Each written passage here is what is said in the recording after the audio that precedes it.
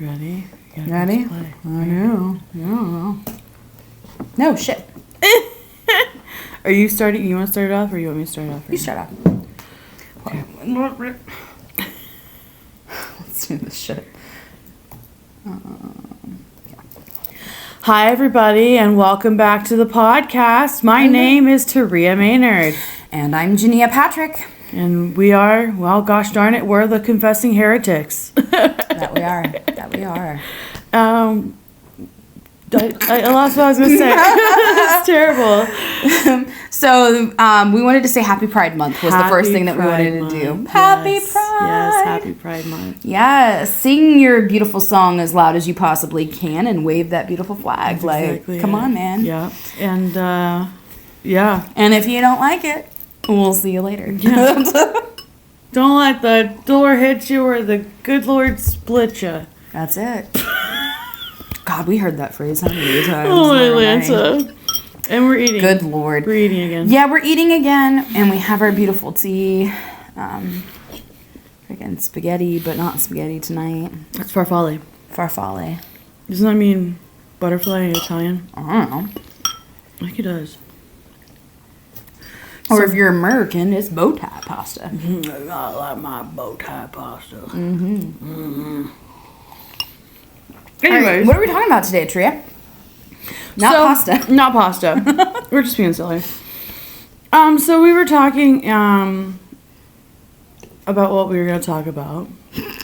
And Jania brought up the idea of discrimination within the church. Mm-hmm. And I think it's very interesting because I think we saw a lot of discrimination one way or another. Word. We discriminated. Not racist wise, but we discriminated against people. We were judgmental. We were for judgmental. Sure. Absolutely. You know, it's interesting. I think no matter what, I'm gonna say something. Hot button issue here. But I think that no matter what Christian congregation I've been in, there's always that level of judgment to be found within those Christian relationships. And I'm emphasizing Christian because, I mean, that's what we're talking about, right? Well, yeah, I mean, this is what we've been raised in. This is what we know. We always talk about what we know, right? Mm-hmm. We don't want to talk about crap we don't have any idea, you know? Mm-hmm. So, absolutely. And you're totally right. We've seen it in so many different, I guess, classifications in the church, too. Like, I remember, for instance, back when we went to Christ Community Church, which you'll hear us reference several times. And if you want some backstory on where we went in our church lineage, please check out episode number 2. Okay. And then number 1 kind of gets you an introductory of like, oh, this is who we are. So if you haven't been following the journey since the beginning, dial back first, if you feel led to. Of course, if you're just now popping in, Christ Community was our childhood church. Yeah. Sweet and simple.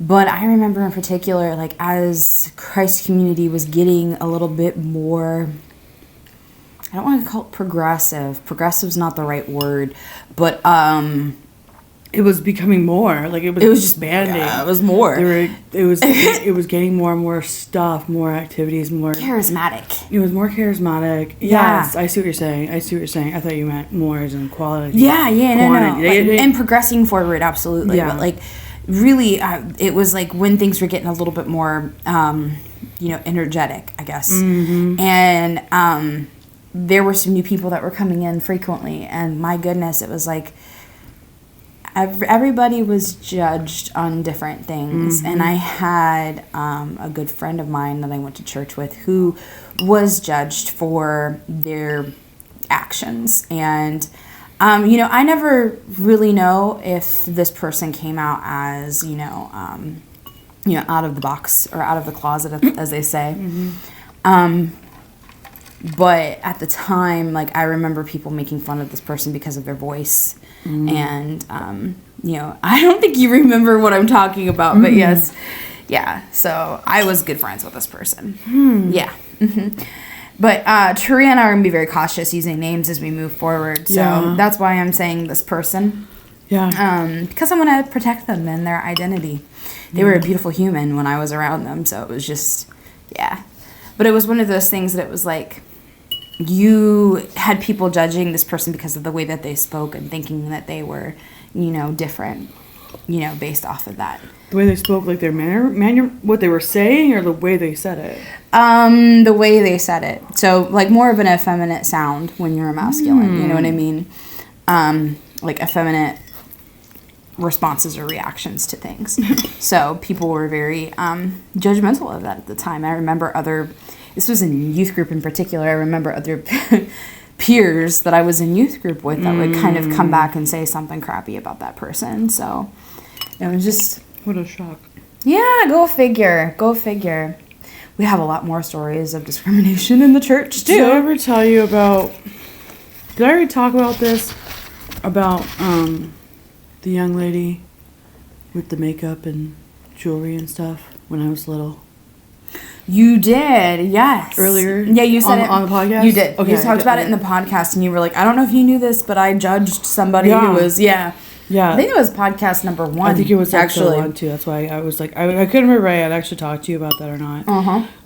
If you haven't listened to episode 1 yet, I when I was little, like 4 years old, I approached a guest singer at church and basically chastised her for wearing makeup or nail polish or jewelry or something. I just remember being like, you shouldn't be wearing that. And I can't remember very much. I just have that very distinct memory. But, and I said this before, I based a lot of my timelines on whether or not Jania was present. So this was before Jania was born, so 4 and under. So can you just imagine this tiny child walking up and judging the fuck out of you because of what you're wearing? Totally. Like a child. Totally. A child. You know what I mean? Like your children are younger, and they say things all the time. They do, but it's interesting because it's not like you shouldn't be like that. No. It's more like curiosity. But they're open-minded and they you've allowed them to be so free-spirited in such a way that they speak their minds. They do. What I mean. They do speak their minds. So yeah. for just imagine that walking up to you, one of them walking up to you and being like, "You shouldn't be doing that," you know. Oh my gosh, I would be so infuriated as a parent just with that. I'd be like, "Why are you saying that?"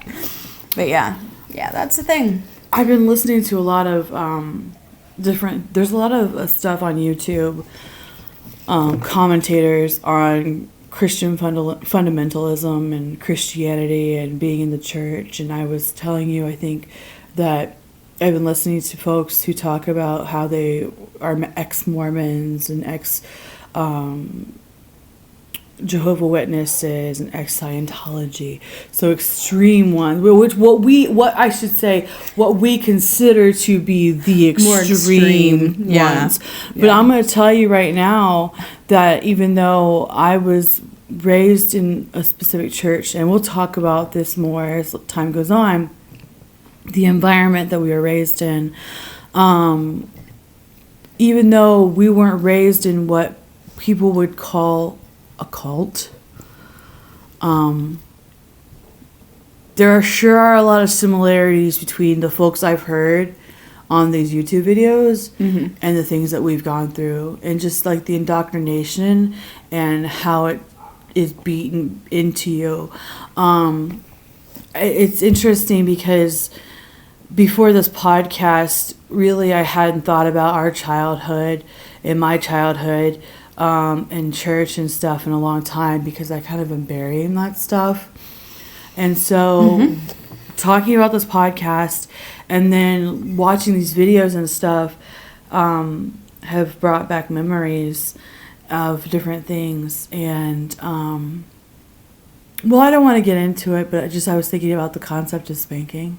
And I don't want to talk about that right now, but because I want to talk to you more about that off, just so spare the rod, spoil the child. But I will say that. Well, I will say this. One of the videos I saw on YouTube was this famous evangelist, like, encouraging people to beat the ever-loving shit out of their children. It's freaking terrible. Like, not like saying that, obviously, but he was encouraging them, like, and he was like, spank them and then let them wait for a little bit, and let them get the hysteria out, and then beat them some more, and it was like, I mean, like, he was like, what he was saying was like, let me say this, sorry. This man was a preacher on the pulpit, and he was encouraging folks to to spank their children. Dear God. With whatever whatever you can find. And he even said, and I remember, and I think Mom and Dad did something like this too, because they spanked us, but he was like, make it a special, like, thing, like a special instrument, so that when they see it coming, like, it means something. You know what I mean? Yeah. And like, Mom and Dad had a belt, I think. Mr. Happy. Mr. Happy. Yep. And I don't want to, just because I'm feeling a little uncomfortable talking about spanking right now in relation to our childhoods. So I think we'll talk more about that and maybe present that in a later episode. For sure. But my reason in bringing that up was because it's just scary, the things that people have said behind a pulpit. It's scary, the things people have said. And B, it is scary that people follow those people. A lot of people follow those people. You know what I mean? Yeah. I do. Like, I was listening to a thing from a pastor recently that was, like, outright discrimination on the pulpit, hardcore, but, like, to the point where, they were talking about war and going to war and being at war with people who were of the LGBTQIA plus community, and it was just really a scary thing. And I remember showing it to my husband, and I said, this bothers me, because this man is literally getting up there, and to his huge congregation, he is saying these things, and these people, whether or not they fully believe in him, like, he has a platform of leadership, and that is how he's using his platform of leadership. And unfortunately, we're seeing that an awful lot right now. So, crappy. It's always been there. It's always been there. It's just, it's louder now. It's just scary. It's really scary. We could go off on a tangent. We could go on a couple tangents here, and I'm trying to figure out where I want to go with this. We're going to come back around. It's all good. But one of the things I feel like I need to share with you, I've been doing a lot of educating because I myself have started, like, a nonprofit. So I've been looking at educating myself on as to, like, by the way, my nonprofit is It Is Well Spiritual Center, or It Is Well Spiritual, on pretty much what? TikTok, Instagram, Facebook, and YouTube. It's badass. Yeah. So if you get a chance to check that out, please do. Side note, coming back though, like, I've been educating myself on different types of nonprofits, because there's more than one, believe it or not. And one of them in particular, you have a whole coalition of people in the States who have kind of band together as Christians and who are educating each other on how to do this nonprofit in order to have political power through their church in our country. So they can then take their church and endorse their religious followers, their political figureheads. It's disturbing. That's dirty. It is disturbing. So, suffice it to say, I'm looking into some things. So, it's scary because I can only speak for myself and what I've seen and heard and whatever. But how do I put this? When you assign yourself to a religion, when you align yourself with a religion, like Christianity, when you go so hard into it, some folks, I'll say, when they go so hard into it, it becomes their world, and it becomes a very, very narrow universe for them, and a very narrow scope of thought. in that it's black and white. This is it. And you don't need to question anything. And don't you dare question anything. And don't you dare have a question other than, you know what I mean? Mm-hmm. And it's scary because there's just so much to the world that we didn't know as kids. And I think I referenced that before. But there's just so much in the world. Like, just the different religions. Let's just go with that. The different religions. I remember when I was younger, I became obsessed with Greek mythology. And I just thought it was really fun stories and stuff. And then at some point in my life, it kind of turned. And I slowly began to realize that this wasn't just stories. No. You know what I mean? Like, No. These legends and the Greek myths were people's religions. Like, people sacrificed their own children for these gods. You know what I mean? Yeah. They went that hard, you know? Yep. Because they believed in those spirits. And we look at it now, all this time later, and we're like, these are funny stories. Exactly. But people died because of these gods and stuff. And so I remember taking, I don't know when it happened. I just know that at some point in my life, I kind of took that perspective and was like, well, what about Christianity? Well, what about this religion? Well, what about that religion? Like, and people will say, well, the Greek myths were man-made. Mm-hmm. They were written by a man. You know, they're made up. And it's like, well, but that's what people say about Christianity, too. The Bible was written by man. Yeah, but You know? but we say, well, that was the word of God. Right. That's the word of God, Jania. Do you Tis the understand? only That's way. the only way. Although, if you ask someone of a different perspective, even within the Christian church, it's not enough. I remember Dad and Mom had friends from New Life, and they had daughters that are about our age. And I remember that they came over, and it's been after a while. We were at New Christ Community. We were wearing pants. Uh-huh. And I just remember one of the daughters, they were still in jean skirts and stuff and long hair. And I remember one of the daughters looking at me and being like, you shouldn't be wearing pants. Mm-hmm. You know what I mean? Mm-hmm. Yep. As a child. Yep. I remember stupid shit. Like, I remember when we first moved to Groveport, I was so desperately lonely. I was such a lonely child. And Mom tried to get me to talk about Jesus to the other kids. And so I remember actually, like, sitting down, this girl, Brittany, her name was Brittany Bennett. And I wanted to be friends with her so bad. And she was such a two-faced little bitch. Like she was so two-faced. I had so many of those. She was so two-faced. And I'm just saying that now, but, like, who cares what she's like now? Like, whatever, she might be a really nice person. But she was so mean. She was, like, so two-faced to me. And, like, she'd play with me if no one else was around, like, that kind of thing. And it was really sad.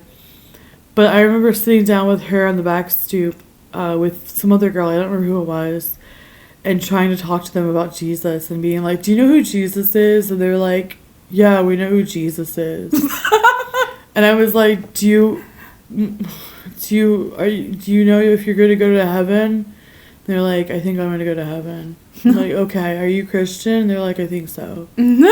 Like, and they were like, can we play now? And I'm like, oh, okay. And it was, like, really awkward. Like, I didn't know how That's hilarious. It was you were just, trying to evangelize. I was trying to evangelize, but I was very young. I mean, I was at least 6 or 7. Like, I was, like, you know, your kid's age, you know what I mean? Yeah. Yeah. I was, like, 6, yeah. But it just cracks me up because the church is all about cranking out the little soldiers. You know what I mean? You know, it's oh boy, there's just so many things I can say. Like, you know, just that's the gospel, right? Is to go out and evangelize and to preach the gospel and save. You know, and I think that the problem is here, that's fun. Yeah, we're getting back to discrimination, but we're getting on a tangent here that we're about to get on. It's okay. About missions, going on missions, and how it's just basically white. It's just colonization, of, from Americans to foreign companies, like countries. It's it's scary because we're sending out ill-equipped people into the world. No matter how much you train them up, like, unless they're a pastor, it's just like, I don't really want to hear what you have to say because you don't know what you're talking about. You know what I mean? And so it's like when they talk about missionaries, like, missionaries train so hard. You know what I mean? And so, like, but they're trained, like, with a script, Oof, which is really, really kind of sad in some ways because people need to be able to speak from their heart, otherwise you don't get the message at all. And they're so indoctrinated. Once again, they have that tiny little bubble where it's like, this is what is right. I read something, or I heard something the other day.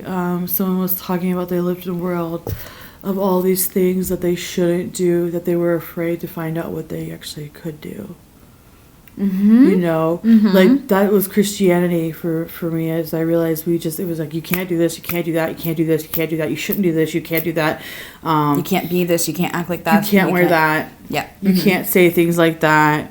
Yep. You can't marry that person.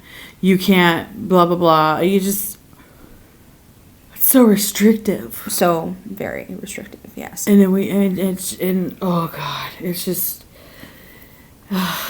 That's a whole other tangent. Like, there's so many things that we could about. just bust into here, because there were a couple things where it was like, oh, that's a good point. Yeah, I was getting ready to be like, I know, that's funny. But yeah, no, just coming back to discrimination. Like, Tree and I had 2 amazing grandparents that were in the church that were deaf. Well, we have 4 amazing grandparents. Yes, we do. We have 2 that are remaining that are amazing, but we're not talking about them. No. We're talking about the 2 that have passed on. Who were deaf. So, I just want to make sure that if it gets back to our other grandparents, that we also love them. And think of course we love them. It just goes without saying. Come on. If you're listening, Grandma, we love you.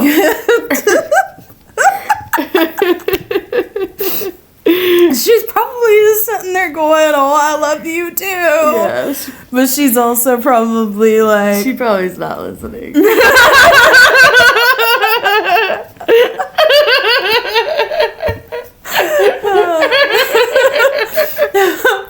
Now, about the ones who couldn't listen. No, the ones that couldn't hear. The ones that couldn't listen. Our grandparents just couldn't listen. They wouldn't listen to a damn thing you said. Well, they couldn't hear you, bitch. That's why they weren't listening. Are you listening? No. Because they're watching the TV. Trying to read lips the whole time. Oh, bless their hearts. Anyways, I'm sorry. Go ahead, I derailed. No. I derailed, and Jania was going to talk about our grandparents who we were... Jania mentioned this. We spent a lot of time with our mom's parents because they went to the same churches as us. So that's why... And church was our life. So we spent a lot of time with our deaf grandparents, John and Jeanette. Yep. So, Jania, you just took a bite of food. Very cool. But I was waiting for you. I wanted you to go back to what you were saying. I just wanted to...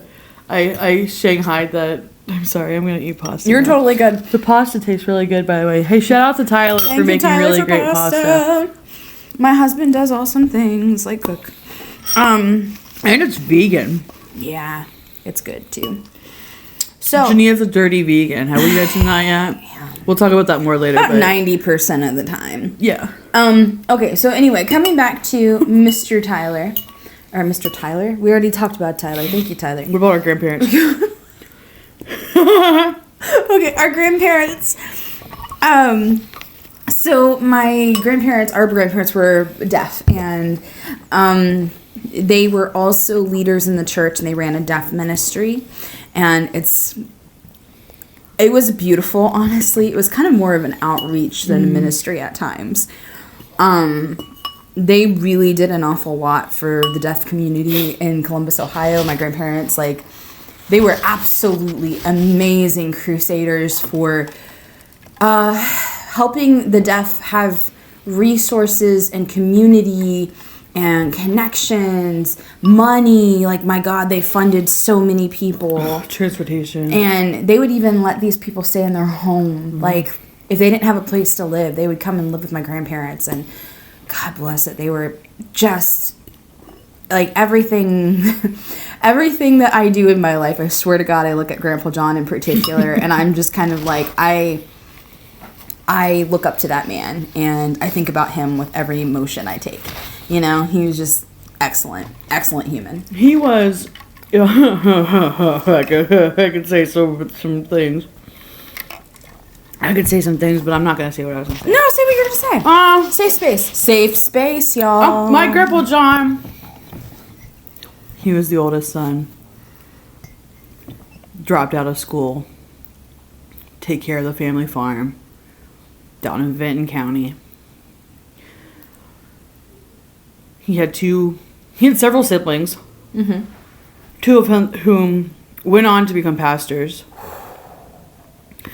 And it's just very funny to me because this is what I'm going to say. My Grandpa John was one of the most Christian-hearted men. He had a heart for God. And it showed. In the good way. In the good way. In the way where you think that, you know, Christ's followers should be. He's not a theologian. He didn't go to school. He worked his ass off so that his family could thrive. And he was looked down on by his own family. You know, I mean, he was a humble man, you know. He was a custodian at Fairfield, Fairfield Career Center for many years. He worked his ass off, man. He usually worked like 3 jobs. Yeah. I remember him like working there, but then he would also work at, you know, on the weekends, cleaning and mowing and all kinds of stuff just to make money. He did not sit still.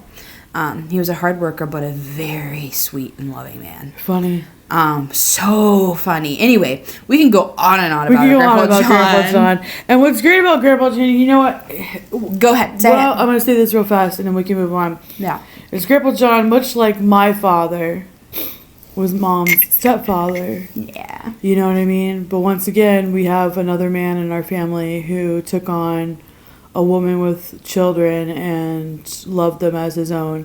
And he had his own kids. We have an uncle. We have 2 uncles and an aunt we consider them our uncles and aunt. We consider them family, even though they're not biologically our family. Yeah. But Grandpa John was just one of those people who he was so loving and open. And, you know, and I look at him like a hero. Like I look at when I look at Dad, I think of Dad as a hero because of what he did in taking on Mom and I, you know, and taking us on, like, you know what I mean? Like, he loved us, you know, he loved Mom. It wasn't a burden. They didn't make it a burden. Yeah. So, but that's the kind of person Grandpa John was. Yeah. Was a hard-working man. And he worked not only to fund, you know, him and my grandmother at the time, but he worked to fund the people in the deaf community. He would give them money frequently to help support them and pay for their bills and, like, did whatever he had to. Didn't they have like a big ass van and they went to pick up the deaf people? Like they yes, I used to ride with them every single Sunday, like almost every Sunday. We'd get up at like 5 something in the morning, get ourselves dressed and ready to go before church. And God, I loved it because as crazy as it sounds, I used to love going with him on those morning rides because he's such a quiet man when it's just the 2 of you, you know?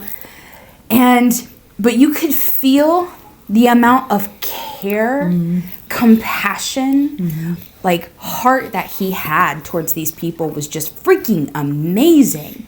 He poured his energy into them when he went to pick them up, and he would be tired after working a long week. And he was, you know, in his 60s and 70s and still working his tush off. But I remember sitting with him in the car or in the van, and he would get out and he would walk up to, and there were so many elderly people that were in the deaf community that he took care of. That's a couple the thing. younger ones. Yeah. But he would take care of them, as in, like, help them to the car. Like, Yeah. you know, help people with walkers and wheelchairs. And, like, he was just all about getting the deaf community together. And it wasn't, he loved talking about God, for sure. He was very passionate about talking about God, but it wasn't in that way that normal pastors do, if you will. You know, it was in that, like, heartfelt, loving way, like, God can make your life better, you know, like, Yeah. in a beautiful way. So anyway, all of that to say, like, and Grandma, of course, was always working and doing things alongside him, but she never got up that early. She didn't go with him for the She did rides. not get up early, She no. rode her Astro van like a bat out of hell, going Oh, from, my God. you know, all the way to from Podunk, you know, little Ohio out in the country to Columbus. Like, she would just bust butt every single morning. Oh, she was so funny. Oh, and we were actually just talking about it earlier. She would do this thing where and we're going to get off our grandparents here in just a second, guys, but she would sit there and she would, like, put on her makeup, her mascara in particular. She'd have the visor and the mirror down, but she'd be freaking driving with her knee. Because she was deaf, so she's not all, and you can't keep a bitch quiet. So she got to talk to you too. So let's review. We got the mirror down, we got the makeup, we got the hand flying because we're talking, we got the mouth flying because she's talking, the eyes are looking this way because she's deaf, so she's looking at you to see what you're saying, and she's trying to put on her damn makeup. And she's driving with her freaking knee. And she wonders why her van always smelled like coffee because it was She'd always spill it all the time. spilt. All the time. I said I it love that before. woman. I love her too, but I said it before. Our grandma Jeanette was a fucking crazy person. She was a little eccentric, but you know what? We love her. We love her. Anyway, all of that to say, like, they were really beautiful people in the deaf community. They did a lot. My grandma, she was not only a leader in the church with that ministry, but she also taught, like, sign language classes. A beautiful deaf woman teaching sign language classes, and she was epic at it. So good. Such a great teacher. And on top of that, like, she was a part of, like, the dance team in church and stuff. Bitch led the clown ministry. We had a clown ministry. We had a clown ministry. Oh my God, guys. You want to talk about nightmare fuel. We don't have one here, do we? Yeah, we do. I just can't remember where I have it. I know where mine is. She had mine's these put away, puppets. I think. Where you had the little baton attached to the hand and stuff, and then the puppet. It was a monkeys. It was a monkey. 2 monkeys. She had one. She had a white one, and she had a brown one, and she used them. And she just would, you know, like, do the thing with the puppet and stuff, and, like, she was so animated. She was so, I was just about to say that. So animated. If she hadn't been hearing impaired, she probably would have been an amazing actor. Yeah. She probably would have been an amazing actor. Yeah. I mean, she was an amazing, like, she just was so beautiful in the dance. She did the dance, I keep wanting to say committee, that's not it. Ministry, that's the word. Ministry, yes. It's all ministries. Yeah. She did the dance ministry for a while, and it was just always beautiful to watch her dance. Especially because it was like, she was watching, you know? Like, she was dancing with everyone, but it was like, you know, she had to work extra hard because she have could to work hear extra hard. It was beautiful to watch them. We need to talk about discrimination, but the reason why we're bringing them up is because they were deaf people in the church, and they were supposed to be these leaders in the church. And they were so ingrained in the church. They were so invested in the church. Oh my gosh. I can honestly say, if there's anybody that I've ever felt, maybe it's the fact that when you're, what they say about losing a sense, like if you are blind or deaf or something like that, like you know, gain extra senses. Like Like Spidey senses. Like Spidey senses, yes. And I really wonder sometimes if their lack of hearing connection helped their spirituality or their connection to what they believed in to be stronger. You know what I mean? Because they didn't have to hear all the bullcrap of the world around them. No, but Grandma could talk some shit though. She wanted to. Dude, she totally could. So all of that being It's a family said, trait. no, we are really good at that. Really freaking good at it. All of that to say Sorry. that the two of them being these major leaders, and not only leaders, but doing probably more than a lot of the actual pastoral staff would do ever, you know, for people in the community. There's not many people on the pastoral staff who will clean a toilet. There's not many people on the pastoral staff who will go and pick up an elderly person and bring them to church in the morning. That's the truth. So, and I watched Grandpa John do that hundreds of times. But anyway, and then he would take everybody out for lunch afterwards, and he would foot the freaking bill for about, 20 people? Oh, man. Like, I don't even know how the hell he did that. Know. But that man was just like, he was epic. Yeah. And mind you, he was not a very financially, like... They weren't rich. No, not at all. They weren't rich at all. Not at all. But, anywho... the discrimination that I'm talking about in the church, and I feel like this is just, it comes as and this discrimination happens more than just the church, but it comes as a, well, this person's different than me, I look down on them, or they don't have the, strength, or they're weak somewhere. That was the feeling that I had when it came to Grandpa John. Grandpa John and Grandma Jeanette is like, I felt like there were certain people who would look down upon them and almost treat them as if they were lesser humans in general. And so it was like they would talk to them like they were children. Yeah. And treat them like they were children in the church rather than these beautiful leaders who did so much. So I feel like that was something that it was like, it just always kind of irked me. And even as a small kid, like I could feel it and I knew it, Yeah. And it just really sucked. Significantly. Do you remember anything like that with them? I'm trying to think. You get the vibe. You know what I mean? There's a vibe that you don't understand as a child, but as an adult, I look back and I'm like, what the fuck? Yeah. Like you know what I mean? Yeah. There's definitely just. I mean, like the deaf people were always on the side. You know what I mean? And I would say that. It was really hard to get interpreters. Like, Grandma, was teaching the classes and teaching people sign language. And so they would try to, rotate people out to interpret. And it was just so hard to get someone. And a lot of times it landed on Mom, who is a very beautiful. I mean, she's really great with sign language. Beautiful sign language, yeah. Absolutely. And she's got rapid hands, dude. Just all over the place. You know what I mean? She's yeah.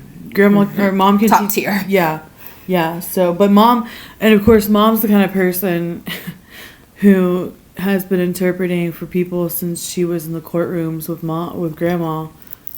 When she was a small child. So Mom had to grow up fast in a lot of ways. And she had to learn sign language in a lot of ways, which can you just imagine a little 6 or 7-year-old having trying to interpret legal stuff? Legal shit. Oh my God. Yeah. I can't interpret legal stuff to just another person who's hearing. Yeah, I know. Just someone who's hearing. To a lawyer, no. Legal jargon is not my thing, man. No. But yeah, I remember that a lot, the interpreters kind of, falling apart a couple of times and not having anybody in it. But I do remember one pastor's wife in particular who would constantly go up, and she was amazing. Back to Cheryl Clark. Yep. We talked about Cheryl and Tom last episode, I think. Yeah, we did. Because I cried about them. Because they're beautiful people. Because they're gorgeous people. And poor Cheryl. Grandma was hard on Cheryl. So I'm sighing because, listen, Where are we at? 40 minutes ish. Good. Yeah. Okay, we got time. So we're talking about discrimination. We're also talking about a few things on the way, and I'm just gonna say something right now. Go for it. And that is, leave your damn pastor's wife alone. That bitch got enough on her plate. I cannot tell you. I cannot tell you, as an adult, looking at Cheryl Clark and watching all the things that she had to endure, and still maintaining the sweetest of countenances, and the kindness, genuine. and genuine. She wasn't faking out. Now she had to slap a smile on a few times. Do we all? But she did everything. She cared with love. anyway. Yeah. You know, and Grandma, it just got to the point where Cheryl was like the only person who was doing sign language in the church, or who was willing to. So Grandma was like constantly relying on Cheryl, and they were friends, and so Grandma felt like she like clung to, you know what I mean? Yeah, like, she did. She clung to her. And for Cheryl sure. just got to the point where she just got so exhausted by it. Yeah, absolutely. And I don't blame her one bit. Poor lady. Bless her. But that's just an example. But I learned, especially watching Cheryl, that being the pastor's wife is almost harder than being the pastor. Oh, I've said it 1,000 times. Absolutely. I just can't even, Yeah. I can't even imagine being that partner, being a partner. And this is something I'm learning with, being in the first not toxic relationship of my adult life, is being a healthy partner and helping your partner through struggles and allowing them to struggle, but not on their own. And just, I can't imagine, it's like working at the bank is hard because you deal with people's money. Yeah. But with church, you're working with, what you feel is someone's salvation. Yeah. That pressure is pretty hard, That's really hard. That's some heavy stuff to put on yourself. And I know, too, like, I've talked to Tyler about this several times because I've jokingly, with what I do in my life, I'm like, you're like the pastor's wife. Oh my God. But we've laughed about it before, and one of the things that we keep telling each other is that basically, like, the pastor's wife is the person who is social. They are the person who is like the bridge between, the people and the pastor themselves. And so the pastor's the one that spends all their energy and effort on their, what do you want to say, their message. Yeah, their sermon. So they are more likely to be people who are not as personable people. Not meaning that they don't care, but they're not as, like, sociable as the social butterfly kind of energy. They're not as available to interface with someone one-on-one in person. Yeah. So, yeah. So it's interesting because that's what Cheryl reminds me of, was just this person who, was the more social one in the sense of, like, having to bridge the gap between people and, like, constantly being in the middle of different situations and helping people and, navigating things. And, she was the doer, for sure. Yeah. So, I just wanted to derail for a second and just say, just be kind to your fucking pastor's wife. Yeah. Like, and your pastor, but if you go to church, take care, love your leaders, love your religious leaders, because any church, any organization like that. Just love your leaders because they're going through so many battles that you don't even know. And then when you bring your battles to them, now they have something else to worry about. Mm-hmm. If they care, if they're a loving and caring leader, they're going to care about you and they're going to lay awake at night praying for you. Yeah. Sending out good vibes, meditating on your behalf. Who freaking knows, man? Just like, out that. Whatever religion may be. Yeah. Just said another one. Would you like, I can't do this. You can't see what I'm doing out of it. I'm just sending it out into the universe. Sorry. Into the ether. That was dumb. It was great. But yeah, so there's just been, a lot of people that were taken advantage by the church, we'll say that. Yeah, for sure. Back to discrimination. Yeah, for sure. Because it's Pride Month and we want to talk about discrimination in the church because it's everywhere. So then, Do you want to talk about your thing? Yeah, I can. The story that I have about youth group. Yeah, because I have a one that'll bounce off of that. Well, not that. It's unrelated to what you were going to talk about. Okay. But it's discriminatory. Okay. So, do you want me to go first? Yeah, go for it. Okay. So basically, back in the day when Sharia and I were in church, and we went to youth group, and there was a time frame where the two of us went to youth group together. I believe we were still kind of integrated somewhat in that. No, you weren't. I don't think so. I think this was a time frame where I was going like an awful lot, and you were like not going as much. Okay. Were you at that lock-in that we did though? I can't remember. It was a lock-in that we did with Pastor. We'll call him Cool Dude. Cool Dude. Yeah, Pastor Cool Dude. Pastor Cool Dude, is that the tall, skinny one? Yeah. Okay. Yeah. Do you remember him? Yeah, I think so. Yeah, he was like musically talented and stuff, and he was like a little guitar. bit younger and like. Wait, who are you talking? Younger? Younger-ish, yeah, because like we had somebody who was like 40s. older. Yes. Yeah, so we had somebody who was like older, not the really young one that came in later. Yeah, the real cool guy. Yeah. Douchebag. Yeah, seriously. Oh my god. But anyway, which I think I'm still Facebook friends with that person, actually. Can I just say I am too, and he was a douchebag. Yeah, he's probably a wonderful person. And he was really chachi, but now he's actually like... He seems like he's... Wonderful. He's aged well. Bless his heart. So, anyway, coming back to this situation, we did this lock-in. And there was a person that was a part of the youth group that I was very observant of. It was a boy. Yeah, it was. It was a boy. And when Jania falls hard. Yeah. So it was not a healthy situation for me necessarily. He was a bad boy. He was mistreated an awful lot in life, and you could tell. Child. But he was also a super good friend and somebody who deserved a hell of a lot better than he got. Yeah. But that being said, how old are we at this point? I believe I was like 14, and I think he was in like 16 or something like that. Okay. So he was 16 or 17. He was coming into, this lock-in and stuff, and just you could feel this energy about him where he would walk into a situation. Maybe he'd be guarded at first, but somewhere along the way he'd start to open his heart up, because you could tell that the guy, like really wanted like love and compassion and caring, and so he would start to open himself up. But I remember in particular this lock-in where he just shut the frack down hardcore and made a scene about it. And basically that youth pastor at the time was talking about, your body is a temple, and you need to make sure that you aren't putting things on it that you shouldn't be, and using that, whole thing out of context, like it's been used 1,000 times out of context. So in doing that, he was pinpointing people who had tattoos and talking about how they're going to hell because they have tattoos on them and stuff. And he literally said something along the lines of like, they're going to go to hell if they have a tattoo.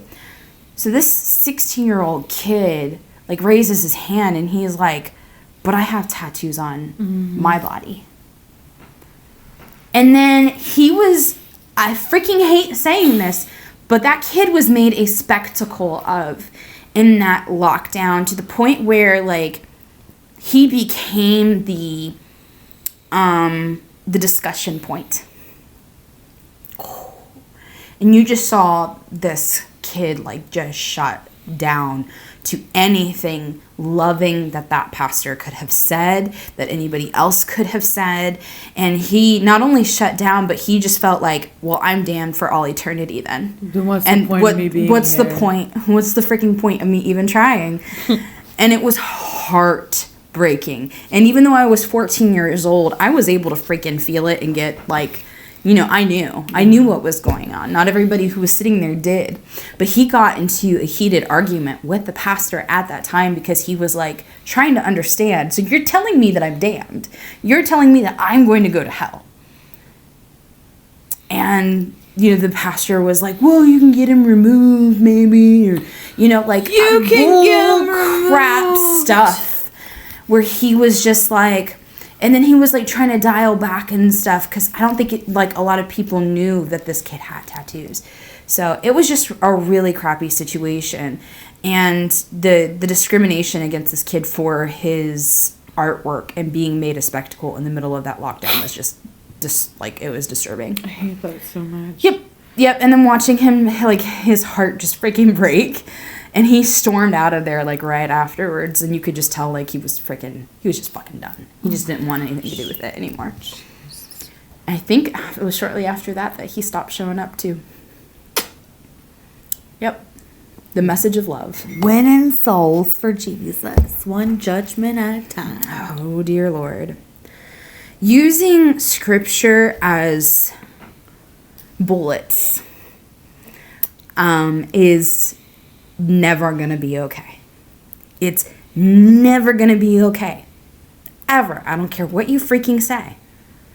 You know, honestly, like, if you think that, you know, if Jesus was here right now, if he was cool with that, like, he'd be turning those freaking tables over just like he did in the temple. If you don't know that reference, like, Jesus got mad at the freaking, what was the they were gambling, the businessmen, the tax, they were money changing. It was like it was like all about finances and material shit. Yeah, and he just went into that temple, and it was a temple. It was supposed to be a holy space. And he freaking, like, turned over the tables and got pissed as hell. Can I tell you that I think about that Bible story? This is so stupid. I think about that Bible story every time Mom and I would go to a craft show at a church. I would think about that. Like, if Jesus was alive now, would he be okay with my mom selling her soap right here at the church entrance? Like, that is hilarious. Would he be okay if that LuLaRoe consultant was selling her skirts right there? Like, what about out in the parking lot? I'm not gonna lie, dude. Like, that is a thought that I have never put in my brain before, but this is the stupid shit that goes through my brain. Oh my god. Oh man, I tell you, talking about discrimination, it's interesting because I don't want to get into it too much because I was gonna say, this is the place to get into it. I know. Well, it is. You're fine. Go for it. Time wise, I just don't want to. But being queer and in the church, you know, just in and of itself is a thing. I remember people are treated differently when there's a difference.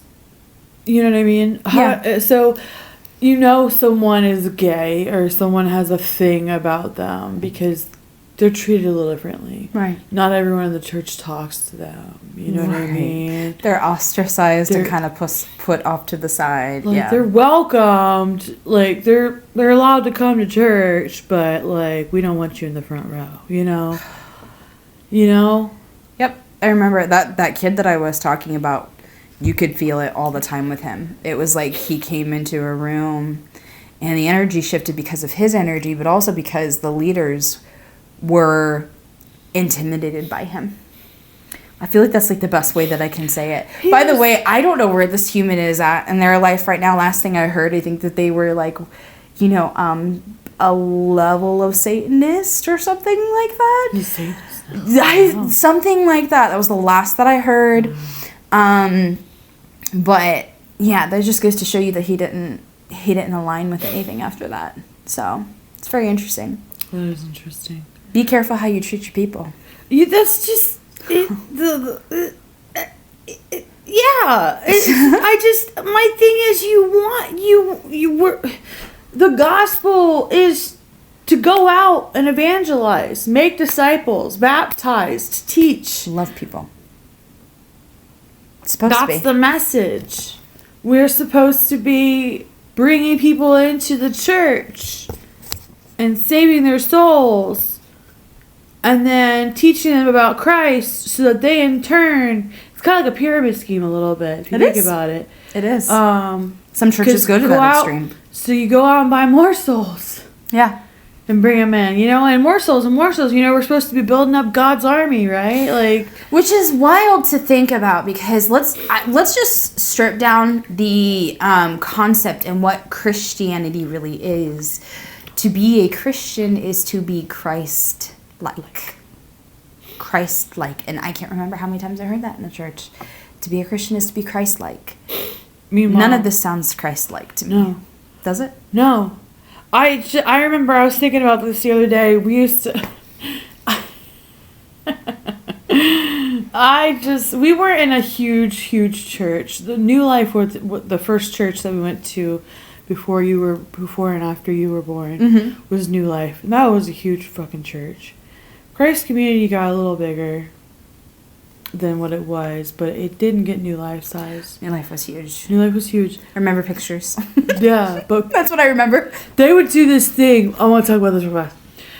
New Life, every year they would do this giant fucking Christmas tree, and people in the choir would stand. It was like a giant Christmas tree cut out, and then people stood on it, like with on like the tree, candle like on a... the tree. Ooh. Like, well, Mom's got pictures, I'm sure. Candles. Fancy. But one little girl always got picked. Not one little girl, but a little girl would get picked to be the angel at the top of the tree. That's cute. And I wanted to be that little girl, and I never got a chance to. I don't know why. I don't know why. Discrimination against the poor people. No discrimination against your energy, man. Maybe. Like, you were a little...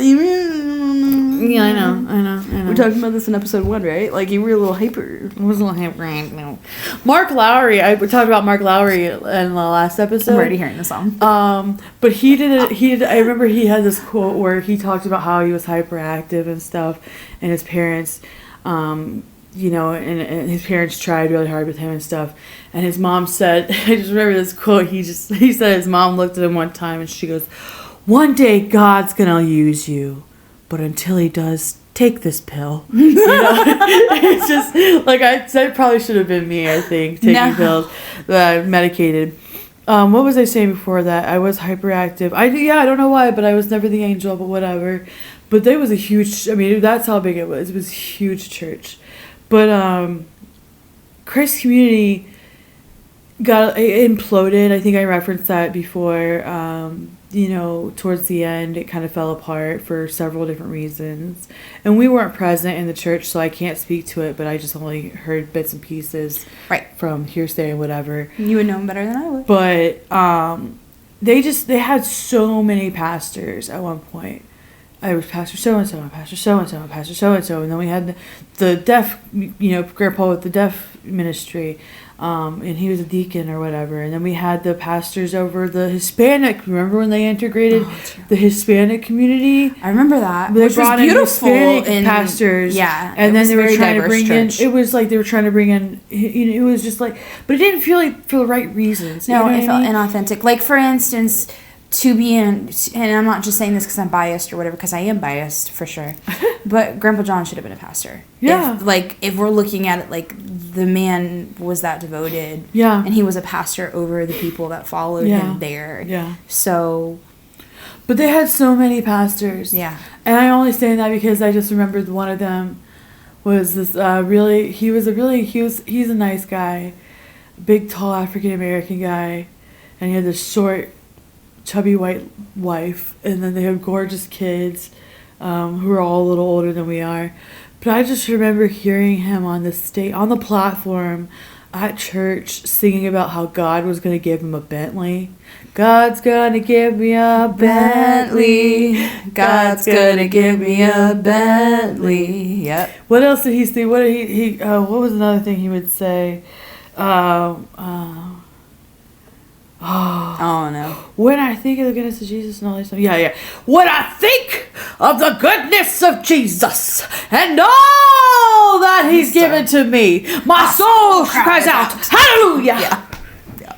My soul cries out. I can't do it, Lord. I can't do it, Lord.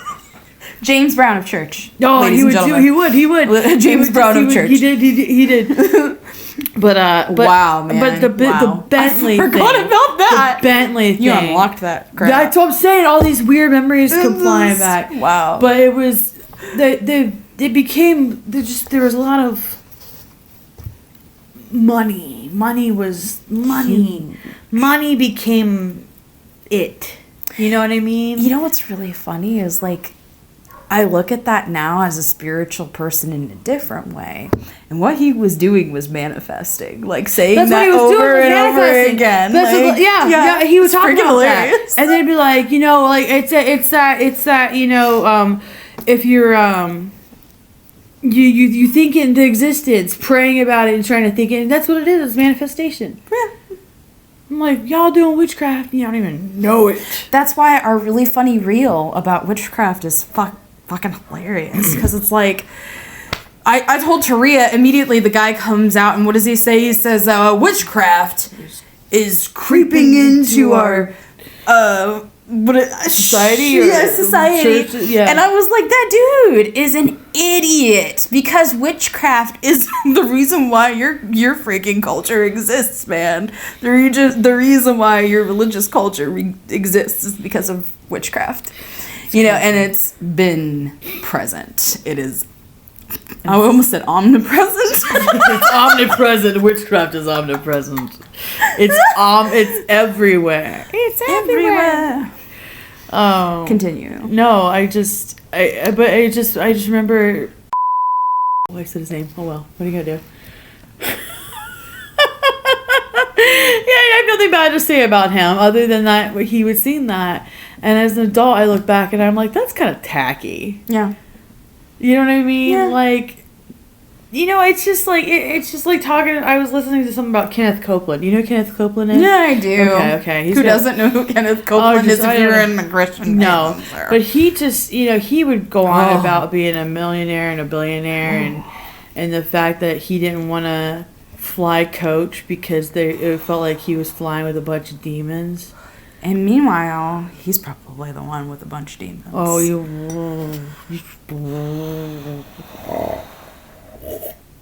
That man gives me the creeps.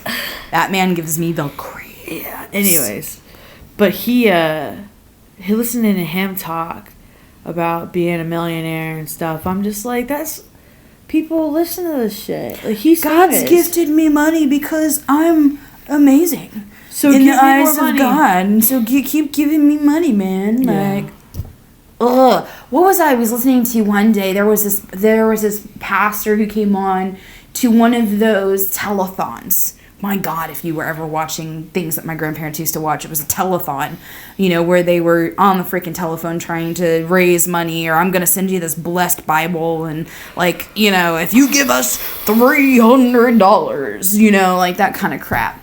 But he was on there dressed to this pastor. I don't know who he was. He was dressed to the freaking nines. Dude looked like straight out of some kind of a, you know, high fashion suit shop, right? And he's sitting there and he is like, oh, we need this money. Oh, you are blessed people. And I'm sitting there and I'm thinking to myself, I'm like, you're the man with the money. You're asking people like myself or like my parents who barely have 2 nickels to rub together to give money when you are the freaking money maker. Yeah. You're the one that has the deep pockets, sir. Yeah. Are you writing the checks? Like, it just, disturbed the crap out of me. Because I'm like, how dare you put out a handout to people who don't even have the ability to give? But not only are you putting your hand out to receive something, you're like saying, in order for you to be saved, or in order for you to be worthier of value, you must give us money. Well, you're good Christian folk if you give us money. Yeah, they talk about tithing, you know, that tithing concept. I know, it's a whole other episode. But you know, I learned something about the Mormon religion that I thought was interesting, that you have to tithe 10% of your income. And if you don't, at the end of the day, the bishop come and find you, and you have a conversation about it. And you wow! You gotta pay up your. Yeah, someone said that on that. It's like paying a membership without calling it a membership. Why don't we just do that? Paying dues. For a club. Yeah, like, I mean, just do something, like, be honest about it. Don't be like. That's just gross energy, so man. Gross. It's gross. But yeah. So what were we talking about before that? I don't know. You were talking about the God's gonna give me a Bentley. Yeah, it's just the Bentley thing. No, the discrimination against, just people People who have no money. No money, being poor. If you aren't financially contributing to your relationship with Christ, what are you doing? For realsies. If you're not financially contributing to your church when you have nothing to take care of yourself. Dude, I remember when we were sitting in church and the pastors who were up on stage wearing super freaking nice suits. Always. And, had houses that were leagues above our own. They had their own movie theaters in their houses. They had their own movie theaters in their houses. The in-ground pools and the chandeliers and all of that kind of stuff. Like when you would walk in, and you didn't go to their house very often. That was a treat. Mm-hmm. When they decided to open it up to us poor people. Mm. But anyway, that being said, it would be really interesting because you'd be sitting out in the congregation, and I specifically remember hearing this more than one time.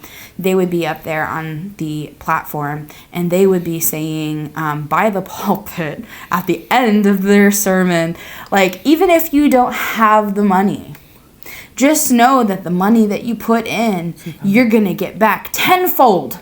Tenfold. Put that money in and get your money back tenfold because you will be blessed because you've blessed. Prosperity. Prosperity gospel. Prosperity gospel. Oh, that's an episode. Bullshit. Oh my God. That's a whole freaking episode right there, man. We got so many things to talk about, guys. I hope you are ready to stick around with us, to be honest with you. So many things to discuss. There's more things we could talk about with discrimination, but we're going to probably have to table that for another episode, guys. We will, absolutely. It is the month of June, and I hope that you go out and you hug your local weird person or, person who is different from you. Go and freaking shake their hand and hug them and accept them for who they are. Don't hug them and tell them that they're weird.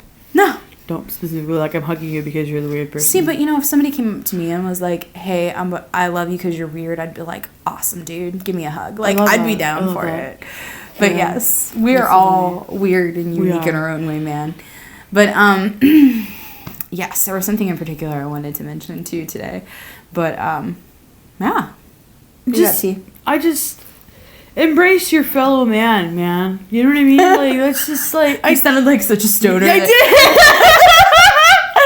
Wow. Embrace your fellow man. Embrace your fellow. And get away from the man. You gotta embrace your fellow. You know who uses the word man a lot? Phil Clark. Phil Clark was like hippie Jesus. God, he was amazing. We're gonna talk about Phil Clark every episode. Love that man. But no, seriously, as a member of the queer community, and we could talk more about my queerness later. I'm an ally. Janine's an ally, but I identify as queer, and we can talk about that more later. Word. But we're all people, and we all want love. And we all want to be accepted. We all want to find our tribes. We all want to find somewhere to belong. And when you don't allow people into your religious space, what does that say about you?